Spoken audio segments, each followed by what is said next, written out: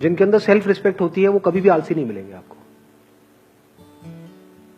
Self respect का मतलब क्या कि मैं 18 साल से ऊपर हो गया हूं। आप में से कितने जो 18 साल से ऊपर हैं? हाँ, सारे हैं। तो दैट मीन्स कि अगर आपके अंदर सेल्फ रिस्पेक्ट है तो अगर है तो क्या आना चाहिए अंदर से कि मुझे बैठे बैठे नहीं खाना है अपने माँ बाप का, फ्री में मुझे कुछ भी नहीं चाहिए, 1 रुपए भी नहीं चाहिए किसी से भी, चाहे वो मेरे माँ बाप हो चाहे कोई भी हो, अपने बेस पे कुछ करना है। ये सेल्फ रिस्पेक्ट हमारे अंदर होनी चाहिए। ऐसी बहुत कम लोगों में मिलती है। कहीं पे भी कोई ऑफर निकाल दो जहां पे ये बोल दो कि हाँ ये लकी ड्रॉ है, और लाखों लोग इकट्ठे हो जाते हैं, सब भिखमंगे भरे पड़े हैं। ये कैसी सोच है? आपको अपनी एक किस्सा सुनाओ, मतलब एक बार गोवा में एक कैसीनो है, तो मैं और मेरा दोस्त वहां पे खेलने गए। तो मेरा जुआ खेलने का सीधा सा उसूल है कि जुए में मैं चाहे जितना मर्जी जीत जाऊं, मैं उसको अपने पास रखूंगा नहीं, मैं हार के ही उठूंगा। मैं पहले ही फिक्स कर लेता हूं अपने माइंड में कि इतना मुझे हारना है। लोग खेलते हैं जीतने के लिए, मैं खेलता हूं हारने के लिए। अब आप कहोगे हारने के लिए क्यों खेलते हो, पागल हो क्या? अरे खेलने में मजा आता है ना। जैसे हम मूवी देखने जाते हैं तो वहां से कुछ मिलता थोड़ी है मूवी देखने के बाद में। आपने 1000 रुपए खर्चा तो क्या मिला एंड में? मूवी देखने में मजा आया। ऐसे ही जुआ खेलने में मजा आता है कभी कभी, रोज नहीं। तो सोचोगे जुआरी बैठा हुआ तो रूले गेम होती है, वो पता है आप लोगों को? उसमें नंबर्स होते हैं बहुत सारे, उसमें नंबर्स पे पैसा लगाना होता है। तो खेल रहे, पहले दिन खेले, वहां से मैंने शुरू किया था 2000 रुपए से, जीते जीते 20-25 हजार रुपए हो गए।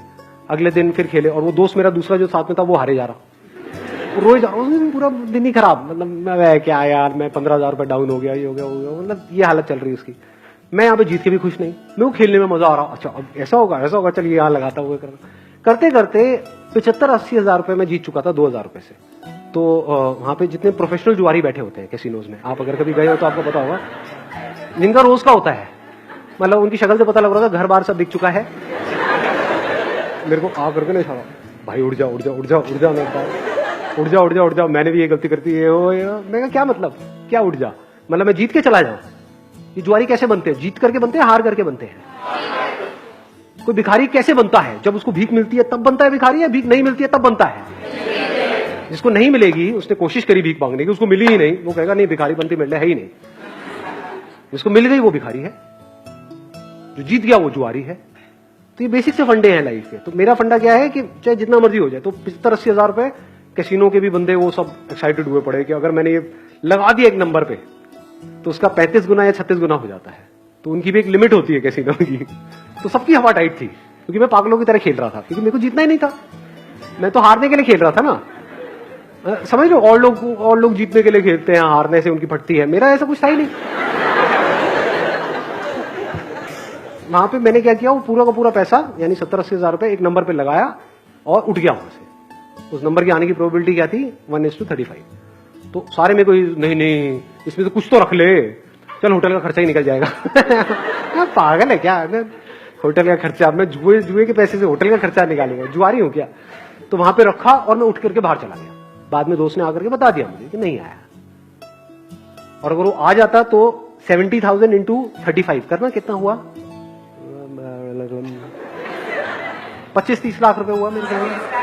हाँ, तो उतना कैसीनो को मुझे देना पड़ता। तो आप समझ सकते हो कि कैसीनो की क्या हालत हुई पड़ी। सोचो अगर वो नंबर आ जाता तो 25-30 लाख रुपए उस कैसीनो को देना पड़ता।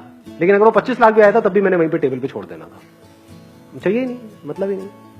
इसको क्या बोलते हैं? Self respect.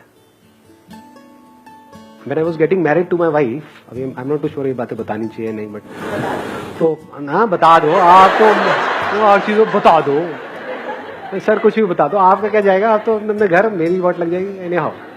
तो बट इतनी कोई बड़ी बात नहीं है, छोटी सी बात है, तो बता देता हूँ, सच है तो उसमें बताने में क्या डर। When I was getting married to my wife, तो उस टाइम पे मेरे पास में एक सेकंड हैंड मारुति S3 थी। तो मेरे को उड़ती उड़ती खबर आई कि वो मेरे को होंडा सिटी देने का कुछ प्लान कर रहे हैं। अगले दिन मैं अपने ऑफिस में गया, जितनी भी मेरी सेविंग्स थी वो सारी निकाली मैंने यहां से वहां से करके और फाइनेंस करा ली एक होंडा सिटी। अगले दिन ही ले आया। मतलब मैंने कहा आप दो किसको दोगे? लाइफ का फंडा सिंपल, किसी से भी 1 रुपए भी लेना नहीं है। मर जाऊंगा लेकिन अपनी सेल्फ रिस्पेक्ट में कॉम्प्रोमाइज नहीं करूंगा। अब ऐसे बंदे जो डाउरी आज कहने के लिए इलीगल है इंडिया में, लेकिन आज भी बहुत लोग हैं जो खुल्लम खुल्ला ये सारे काम कर रहे हैं। अब उन बेशर्मों को मतलब क्या ये सेशन उनके लिए है? सोचो। अब वो बंदा आकर के पूछेगा सर मेरा आलस कैसे खत्म हो? अबे तू पहले दहेज देने के बारे में तो बंद कर सोचना। हाँ, बैठे बैठे फ्री का खाने के चक्कर में है, तूने किया क्या उसके लिए जो भी तुझे मिला?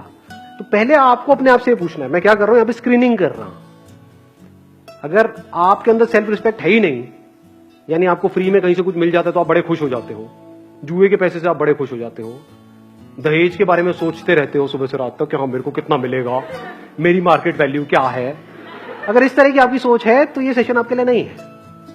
सो ये सेशन किन लोगों के लिए है? जिनके अंदर सेल्फ रिस्पेक्ट है।